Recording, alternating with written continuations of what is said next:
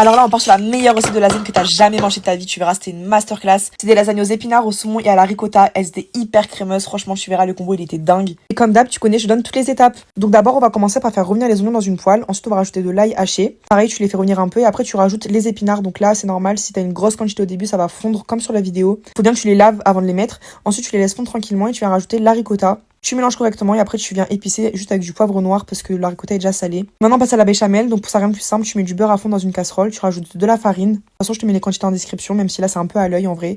Et après tu mélanges correctement. Quand le beurre et la farine c'est bien mélangé, tu viens rajouter le lait. Là en vrai j'ai juste recouvert un peu plus du coup le mélange œuf-farine. Après tu rajoutes noix de muscade, sel et poivre et tu mélanges jusqu'à que ça épaississe. Si elle est trop épaisse, n'hésite pas à rajouter un petit peu de lait, de toute façon tu contrôles. Et si elle est trop liquide, mets un petit peu plus de farine. Et maintenant on peut passer au montage, donc pour ça tu auras besoin de saumon fumé, de fromage râpé et des pâtes à lasagne du coup. Donc tu vas commencer par prendre ton moule et tu vas mettre un petit peu de béchamel dans le fond. Après tu rajoutes les pâtes à lasagne, tu mets les épinards, tu rajoutes ensuite le saumon fumé, donc tu le coupes en petits morceaux. Tu mets une petite couche de béchamel, tu l'étales bien partout et après tu vas rajouter un petit peu de fromage râpé et après tu vas répéter l'opération jusqu'à ce qu'il n'y ait plus d'épinards. Là j'ai pu faire 3 étages il me semble. Mais garde de la béchamel pour la dernière couche parce que du coup la dernière couche on va mettre que de la béchamel, c'est ça qui va faire le gratiné. Après sur la béchamel t'ajoutes du fromage râpé ou moi là ici j'ai mis du fromage pizza parce que je trouve qu'ils font mieux. Et tu les mets au four pendant 30 minutes à 185 degrés, mais au milieu de la cuisson, tu les ouvres pour mettre un petit peu de parmesan sur le dessus. Faut pas le mettre trop tôt, sinon il va cramer. Et au bout des 15 minutes, t'as un beau gratiné. Allez, régale-toi!